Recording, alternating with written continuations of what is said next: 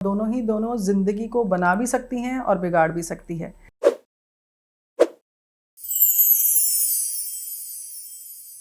तंत्र विद्या और अगर ज्योतिष की बात करें तो इनका आपस में क्या संबंध है, किस तरह से इनका आपस में कोई कनेक्शन है? देखिए, दोनों ही प्राचीन विद्याएं हैं और दोनों जिंदगी को बना भी सकती हैं और बिगाड़ भी सकती है।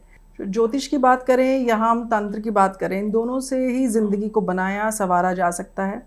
तंत्र में तो बहुत सारी चीज़ों के उपाय हैं। पहले के टाइम पे जब महामारी फैलती थी ना, तो विभूति डाल के लोगों को वहीं के वहीं सही कर दिया जाता था। बिल्कुल। तो वो भी, अगर जो चीज़ दिखती नहीं है ना, रहस्यमय है, वो तंत्र कहलाता है। लेकिन ये एक ऐसी रहस्यमय विद्या है जिससे कि बहुत कुछ जिंदगी में अचीव किया जा सकता है।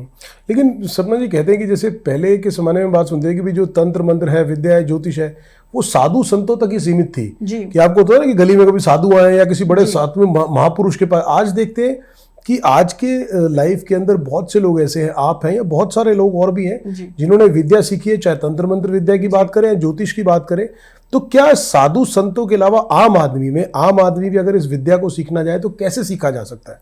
बिल्कुल, आम आदमी भी इन चीज़ों को सीख सकता है, लेकिन बस दो चीज़ें इसमें बहुत महत्वपूर्ण है। एक आत्मबल और एक आपका गुरु होना। अगर आपको गुरु मिले तभी आप इस मार्ग पे आगे बढ़िए, वरना ये बहुत ही घातक विद्या साबित हो सकती है। तो आजकल लोगों को जो लगता है कि हम मंत्र जाप से क्या होता है, आप शक्ति को इन्वोक करते हैं, उसको आप कहीं ना कहीं निमंत्रण दे रहे हैं आने के लिए, और उसके बाद की क्या क्रियाएं हैं वो आपको कुछ नहीं पता। और यहाँ पर लोग आके फंसते हैं। तो बिना गुरु के तंत्र में पैर भी अगर रख दिया तो आपका विनाश जो है कंफर्म्ड है। लेकिन तंत्र मंत्र की अगर हम बात करें तो ये कैसे परिभाषित करें कि तंत्र मंत्र अगर किससे सीखना है, वो आइडेंटिफाई कैसे किया जाए? क्योंकि आम आदमी के लिए तो है कि जैसे जो समाज के अंदर इंफॉर्मेशन मिल रही है, चाहे वो मीडिया के माध्यम से या किसी की जानकारी के माध्यम से, तो ये आइडेंटिफाई करना कि अगर किसी को तंत्र मंत्र सीखना है उसकी परिभाषा सही क्या है और कौन सा वो आदमी है या गुरु है जिससे वाकई में ये सीखा जा सकता है। देखिए, वैसे तो ये हमारे पूर्व जन्मों से कनेक्टेड ये चीज़ें होती है। जो इंसान भी इन चीज़ों में जाना चाहेगा ना पूरी शिद्दत से, उस आदमी के ग्रह नक्षत्र ही ऐसे होंगे और उसको अपने आप गुरु की प्राप्ति हो जाएगी। लेकिन जो देखा दाखी करेगा कि हाँ इस चीज़ से मैं इस चीज़ को हासिल कर सकता हूँ, तो वो भटकते रहते हैं और उसके बाद अपने घर वापस चले जाते हैं। उनका नेट रिजल्ट कुछ भी नहीं होता। जी। लेकिन समाज में जैसे हम आज देखते हैं, सपना जी आपने बात की, बहुत सारे लोग ऐसे भी हैं कि जो शायद आज से 1-2 महीने पहले, 3 महीने पहले तक वो पता नहीं कुछ और कर रहे थे, सडनली वो देखते हैं तो भैया वो अपने जो है ना अपना चोला बदल लिया और लोगों को तंत्र मंत्र का ज्ञान नहीं। तो लोगों के अंदर ये मिसकंसेप्शन बड़ी है। और क्या है कि आप एज अ लेमैन अगर मैं बात करूं तो इतना अवेयर भी नहीं हो पाते हम कि यार ये आदमी जो है ये 2 महीने पहले तक कुछ और काम कर रहा था, आज ये बैठ के लोगों को ज्ञान। तो ये जो समझना ना इस बात को, ये कैसे आइडेंटिफाई किया जाए? ये तो देखिए बहुत ज्यादा मुश्किल है, क्योंकि यहाँ पर तो जो दिखता है वही बिकता है। तो इसलिए बहुत लोग जिस तरीके के, और आजकल कुछ ज्यादा ही लोग दिख रहे हैं। हाँ, जो और बहुत ज्यादा दिख रहे हैं। जो सच के साधक है ना, तो उन्होंने ना गले में मुंडमाला पहन रखी होगी, ना उन्होंने कुछ इस तरीके से काले कपड़े पहन रखे होंगे, लेकिन उनके पास है असली शक्तियां। और जो तो पूरा प्रपंच बना के घूम रहे हैं, तो वो आप समझ लीजिए कि उनकी दुकान बहुत अच्छी भी चल रही है और लोग आज की डेट में बहुत ज़्यादा मिसलीड हो रहे हैं। मैं सपना जी, एक आपने बड़ी अच्छी बात कही कि जो गले में वो चंड की माला डाल घूम रहे हैं काले का, लेकिन मैं कह रहा हूं को आप दिखा ही नहीं सकते ना। आप इन चीज़ों को कैसे दिखा सकते हो? ये इतनी गोपनीय विद्या है, इतनी सीक्रेट है।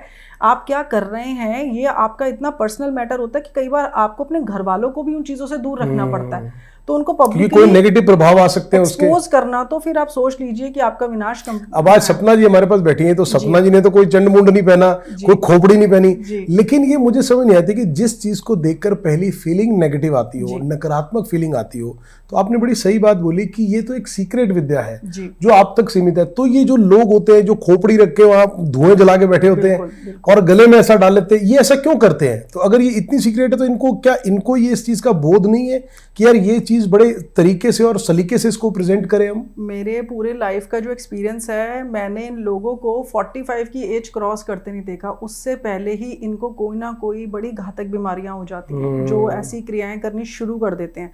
क्योंकि ये तो सबको ही पता है कि अगर मसान में जाके आप कोई क्रिया करनी शुरू करोगे ना, तो कुछ ना कुछ आपके हाथ लगेगा जरूर। आप ये मान लीजिए, क्योंकि वहाँ इतनी एंटिटीज होती हैं कि कोई भी आपके साथ लग जाएगी और आपको थोड़ी देर के लिए ना पावर की फीलिंग आ जाएगी। लेकिन ये मत सोचना कि आपके साथ काली माँ चल दी या कुछ हो गया। उनके गण तो दूर की बात है, वहाँ की जो नेगेटिव एंटिटीज़ होती है ना, कई बार लोग उसी से ही जो है कंफ्यूज्ड हो जाते हैं, उनको पता ही नहीं चलता, लेकिन वो नेगेटिव एंटिटीज़ होती हैं। वो वहाँ के प्रेत हो जाते हैं, वहाँ की दूसरी बाधाएं हो जाती हैं और लोगों को लगता है कि काली माता हमसे खुश हो गई हैं। तो इस हाँ, जैसे हम सपना जी आमतौर पर सुनने में आते कहते हैं कि जो एस्ट्रोलॉजी है या ज्योतिषाचार्य है वो एक प्रॉपर पूरा विज्ञान है, उसी तरह क्या तंत्र मंत्र भी विज्ञान है या इसके पीछे कोई आध्यात्मिक क्रिया है कि जैसे आप आध्यात्मिक तौर पर जैसे कहते हैं सिद्धियां हासिल करते हैं, तो आपने सिद्धियां हासिल की, एक पूरा प्रोसेस है, उसके बाद आप इसके लिए पूरी तरह से जिसको बोलते हैं कि प्रकांड हो जाते हैं इस चीज को करने के लिए? जी बिल्कुल, अपनी जिंदगी को तो आपको पूरा का पूरा समर्पण करना पड़ता है अगर तंत्र की बात करी जाए तो। इसके बाद आप वापस पलट के नॉर्मल जिंदगी को नहीं देख सकते, क्योंकि ये शक्तियां जो है ये आप कहते हैं कि एक बार आपने पैर रख दिया रेखा ना, पार कर ली तो वापसी का रास्ता नहीं है, बिल्कुल भी नहीं है। तो ये आपके मन मुताबिक चीजें नहीं चलती बिल्कुल भी।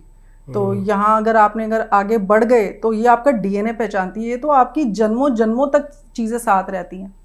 आपने आज कोई सिद्धि हासिल कर ली ना, तो वो आपकी डेथ के बाद आपके साथ ही रहने वाली है, अगले जन्म में फिर वो आपके पास होगी। तो वो तभी हम देखते हैं कि छोटे छोटे बच्चों के अंदर कई बार पावर्स होती है। वो क्या होती है, वो पूर्व जन्म की चीजें चलती आ रही है। तो कहते हैं तंत्र के लिए आपको 18 जन्म लगते हैं, तो तब आप जाके पूरे तांत्रिक कहलाते हैं। तो जिन्होंने अगर 15 जन्म ले लिए तो उनके पास ऑलरेडी कितनी सिद्धियां पावर्स हैं।